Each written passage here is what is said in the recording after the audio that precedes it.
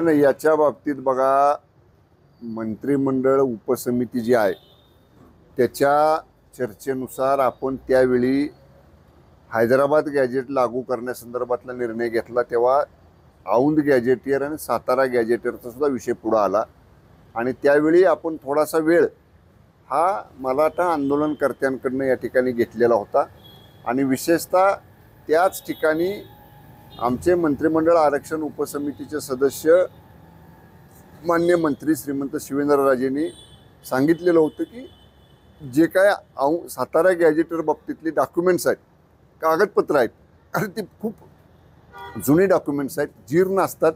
कारण हैदराबाद गॅजेटियरच्या बाबतीतल्या डॉक्युमेंटचा मला अनुभव आहे. आम्ही त्यावेळी आमची 15 अधिकाऱ्यांची टीम हैदराबादला पाठवली होती.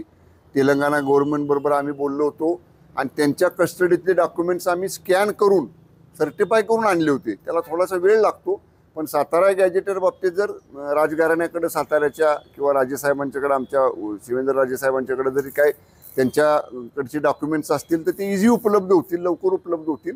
पण हा प्रयत्न सरकारचा आहे की ते डॉक्युमेंट्स उपलब्ध व्हावी, ते ऑथेंटिक असावीत आणि त्या आधारे त्याचं पुन्हा ट्रान्सलेशन करावं लागतं.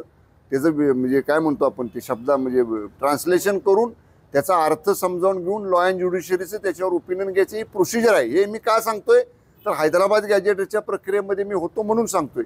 तर कदाचित ही सगळी प्रक्रिया सुरू झाली असेल, पण या बाबतीत जी काय अधिकृत भूमिका आहे ती मंत्रिमंडळ आरक्षण उपसमितीमध्ये हा विषय जेव्हा चर्चेला येईल आता मंगळवारच्या बैठकीत, त्यानंतर आमचे समितीचे अध्यक्ष विखे पाटील साहेब अधिकृतपणे आपल्याला सांगतील.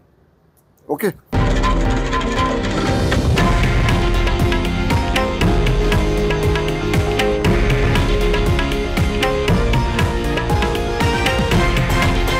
हे आहे देशातील नंबर 1 न्यूज नेटवर्क आणि आपण पाहत आहात TV9 मराठी, एकमेव.